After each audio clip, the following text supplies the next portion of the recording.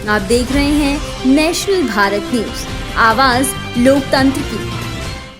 नमस्कार, मैं राशि। आप देख रहे हैं नेशनल भारत न्यूज और आइए नजर डालते हैं कुछ बड़ी खबरों की ओर। हरिया से बड़ी खबर, जहां पर थाना क्षेत्र के अंतर्गत बरूद में समाजवादी पार्टी के नेता और कार्यकर्ताओं के द्वारा प्रेस वार्ता और स्वागत समारोह का आयोजन किया गया। इसके मुख्य अतिथि बीके पांडे, अध्यक्ष स्वामी रामदास महाराज, सीताराम आश्रम, पकरी सेवार मेजा, प्रयागराज रहे। कार्यक्रम में धनुपुर, हरिया, सैदाबाद ब्लॉक के कार्यकर्ता के साथ साथ शैलेश पांडे, सदस्य राष्ट्रीय कार्यकारिणी समाजवादी शिक्षक सभा, रमेश चतुर्वेदी, वरिष्ठ समाज सेवी, हरिया विधानसभा के साथ विभिन्न क्षेत्रों से कार्यकर्ता उपस्थित रहे। समारोह में पत्रकार बंधुओं को शॉल देकर सम्मानित किया गया। विभिन्न नेताओं और वक्ताओं ने अपने अपने मत रखे और हरिया विधानसभा का नेता रमेश चतुर्वेदी को माना। शिक्षक दिवस है। डॉक्टर सर्वपल्ली राधाकृष्णन जो हमारे देश के पहले राष्ट्रपति, पहले उपराष्ट्रपति और दूसरे राष्ट्रपति थे, उस आयोजन के संदर्भ में आज ये कार्यक्रम का आयोजन है। इसमें हमारे गुरुदेव महाराज की भी अनुमति मिली, श्री स्वामी समर्थ रामदास महाराज जी, जिनका मार्गदर्शन भी बराबर मुझको मिलता रहता है कि लोकतंत्र से धर्मतंत्र कहीं विमुख हो गया है, कि धर्मतंत्र को लोग साधन बना लिए राजनीति में, सत्ता में, कुर्सी में आने के लिए। इसमें बैठे इनकी जितनी भी महिमा की जाए, पूर्व कुलपति हमारे ज्ञानपुर डिग्री कॉलेज में भी प्रोफेसर रहे, परम आदरणीय परम मिली, समय दिए और समय भी ऐसा दिए कि आज जो है, आज का कल रात से ही अस्वस्थ है। उस अस्वस्थता के दौर में कुछ कार्यक्रम जल्दी किया जा रहा है, तो मैं आदरणीय राष्ट्रीय अध्यक्ष जी का और गुरु जी का नमन बंदन करता हूं, प्रणाम करता हूं। भाई शैलेश पांडे जी जो प्रधानाचार्य हैं और इस सभा के राष्ट्रीय कार्यकारिणी के सदस्य भी हैं, तो मैं एक बार हमारे बीच में परम पूज्य प्रोफेसर वी कार्यक्रम के दौरान, क्योंकि आदरणीय प्रोफेसर वी पांडे जी का स्वास्थ्य का भी हम लोगों का ध्यान रखना है, और सबसे महत्वपूर्ण जो कार्यक्रम है, स्वागत अभिनंदन तो हो गया, लोकतंत्र के चौथे स्तंभ हमारे पत्रकार बंधु, इलेक्ट्रॉनिक मीडिया और प्रिंट मीडिया के सारे साथी आगे बैठे हुए हैं। मैं इनका भी आज इस कार्यक्रम में बहुत हृदय की गहराइयों से आभार व्यक्त करता हूं, क्योंकि विधायक और सांसद, अभी हमारी पूजा मिश्रा जी जो छोटी बहन है, चाचा कर रहे हैं, भतीजी मान लीजिए, विश्वविद्यालय की राजनीति करती है, तो हमारे राजनीति में विधायक बनना और सांसद बनना नहीं है। नहीं, मैं अपने सिद्धांतों से समझौता करता। तमाम साथी हमारे बैठे हुए, तीर्थराज प्रोड़ी भाई, दिनेश त्रिपाठी जी बैठे हुए, बब्बू जी बैठे हुए हैं, तो सिद्धांत विहीन राजनीति में मेरा विश्वास नहीं रहा। मैं सभी नौजवान साथियों को, सभी आदरणीय शिक्षक साथियों को, प्रधान साथियों को, आदरणीय गुरु जी को, प्रोफेसर साहब को बताना चाहता हूं कि मेरा उद्देश्य जो था, मानव सेवा, समाज सेवा, विकृत स्वरूप को परिष्कृत करना, और इसके लिए मैं संकल्प लिया हूं, कर रहा था, आगे करता भी रहूंगा। अगर मेरे शरीर का जो भी रक्त है, अगर उसका एक एक बूंद इसी सेवा में चला जाएगा, तब भी मैं पीछे हटने वाला नहीं।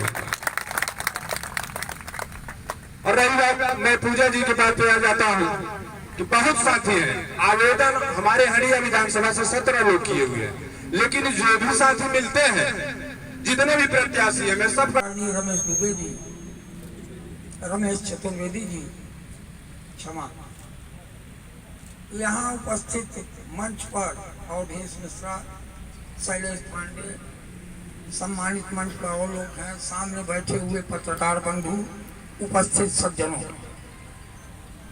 आप जान चुके हैं कि मैं अस्वस्थ हूँ, बोलना कम चाहता हूँ, लेकिन बोलने की आदत से परेशान भी हूँ, क्योंकि जीवन भर बोलने की ही रोटी खाया हूँ, आज भी खा रहा हूँ पेंशन के रूप में। आज भारत ही नहीं, पूरी दुनिया में पूंजीवाद और समाजवाद की लड़ाई बड़ी तेजी से चल पड़ी है। यह लड़ाई सतयुग से भी रही और बीच में रही। हमेशा पूंजीवाद हारा और समाजवाद जीता था।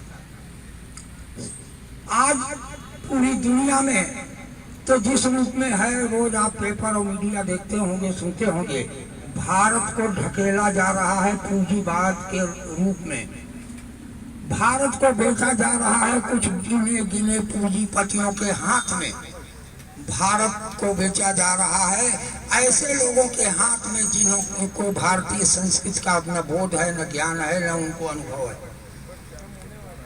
पूंजी बात जब आता है तो अमीर और गरीब की खाई बड़ी लंबी होती है। कोरोना काल में आपने सुना जाना कि अमीर की पूंजी 10 गुना बढ़ी और गरीब की कमाई 10 गुना कम हुई। अब बताइए अंतर कितना बढ़ गया। समाजवाद वह सिद्धांत है जो समता पर आधारित होता है। अंतर समाज में होगा, प्रकृति में है, लेकिन वह अंतर 1 और 10 का अनुपात होना चाहिए। यही डॉक्टर राम मनोहर लोहिया ने कहा था। अगर हमारे पास 10 रुपया हो तो जो बहुत पूंजीपति हो उसके पास 100 रुपये हो, इससे ज्यादा न हो। यह सब मानवता का इतिहास है, मानवता का सिद्धांत है समाजवाद। समाजवाद आज इसलिए खड़ा हो गया है कि वह पूंजीवाद की आने वाली विभीषिका का अनुभव करने वाले लोगों की संख्या बढ़ रही है। लोग ये अनुभव कर रहे हैं किसी तरह से पूंजीवाद बढ़ा, रेलवे बिका, लाल किला बिका, एयरपोर्ट बिक रहा है, सारी चीजें बिक रही हैं। एक सज्जन बड़े शांति से पूछे कि एक साथ क्यों नहीं बेचा जा रहा है। हमने कहा अडानी और अंबानी के पास जितना रुपया है उतना ही तो खरीदेंगे। धीरे धीरे रुपया आएगा, धीरे धीरे खरीदेंगे और धीरे धीरे देश पूंजीपतियों का गुलाम होता चला जाएगा। इसको बचाने के लिए आज भारत में कोई सिद्धांत है तो वह है समाजवाद। और आज समाजवाद की लड़ाई इतनी प्रखर है मित्रों। समाजवाद की लड़ाई सब जगह फांसीवाद और समाजवाद का सिद्धांत है दर्शन का। फांसीवाद पूंजीवाद को बढ़ाता है, पूंजीवाद शोषण को बढ़ाता है और समाजवाद सबको साथ लेकर के समता के साथ समृद्धि के सिद्धांत को बढ़ाता है कि समता भी हो और समृद्धि भी हो। आज समाजवाद देश की आवश्यकता, प्रदेश की आवश्यकता। अगर आज आप नहीं सीखे तो आपकी पीढ़ी आपको बदनाम करेगी। आपका बच्चा आपसे नाराज होगा कि हमारे पिता ने, हमारे दादा ने, हमारे बड़े भाई ने हमारे लिए कुछ नहीं किया, हमको गर्त में ढकेल दिया जा रहा था और वो चुप बैठे थे। तो आज चुप बैठने का वक्त नहीं है मित्रों। सबको समाजवादी सिद्धांत के अनुसार समाजवादी बनना सीखना होगा। और जब भारत में समाजवादी बनना सीखने वालों की संख्या बढ़ जाएगी तभी भारत का विकास होगा। आज डबल इंजन की सरकार की दुहाई दी जाती है, लोगों को समझाया जाता है कि डबल, बंगाल के चुनाव में भी बताया गया कि डबल इंजन। आप इंजन की बात जानते हैं ना, हर किसी के पास ट्रैक्टर है, गाड़ी है, और अगर इंजन में बैक कंप्रेसर हो जाए तो क्या होता है। इंजन में जब बैक कंप्रेसर होता है तो मोबिल ज्यादा खाता है, तेल ज्यादा पीता है, चलता कम है। तो दोनों इंजन आज बैक कंप्रेसर की स्थिति में है मित्रों। आवश्यकता है परिवर्तन की, रिपेयरिंग की। और इंजन में बैक कंप्रेसर में ताकत घट गई और जो बची हुई ताकत है, अगर इंजन केवल हार्न बजाने में लगा दे ताकत, तो किस ताकत से चलेगा बताइए। अगर इंजन अपनी सारी ताकत जो है उसका 50% लगा दे हार्न बजाने में, सीटी बजाने में, तो वह इंजन खड़ा हो जाएगा। आज दोनों ही सरकारें हार्न बजा रही हैं, प्रचार कर रही हैं, सब कुछ कर रही हैं, जोर जोर से चिल्ला रही हैं।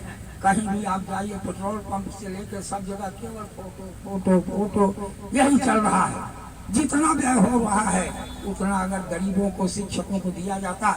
हमने यह आयोजन 3 बातों को लेकर किया है। भाजपा की सरकार ने पेंशन की बहुत पुरानी व्यवस्था थी, आवश्यक भी थी। आदमी अपना बचपना पढ़ाई में लगा देता है और जवानी सरकार को देता है और बुढ़ाई में उसको जीवन निर्वाह भत्ता मिलता है, उसी का नाम है पेंशन।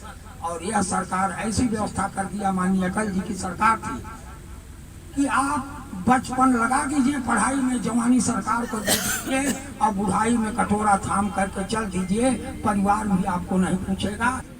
और परीक्षा नहीं कराई गई तो पैसा बचा है पूरा पूरा। भाई परीक्षा अगर कराते तो कॉपी लगती, पेपर लगता, मूल्यांकन लगता, चार्ट लगता, रिजल्ट बनता, तब वो पैसा खर्च होता।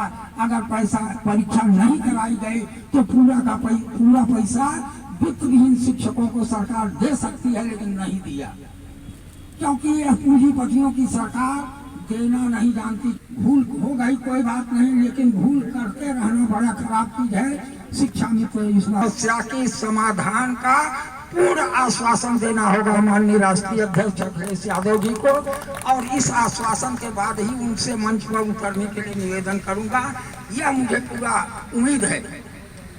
तो इसलिए मित्रों अब ज्यादा बात न कहूँगा। रही बात इस विधानसभा की, आप लोगों ने कुछ ज्यादा स्वागत किया, पड़ोसी का इतना स्वागत नहीं होता। घर में हमारा परिवार है, रिश्ता है। इस खबर में फिलहाल इतना ही। देश दुनिया की तमाम बड़ी खबरों की अपडेट्स के लिए जुड़े रहिए नेशनल भारत न्यूज के साथ। नमस्कार।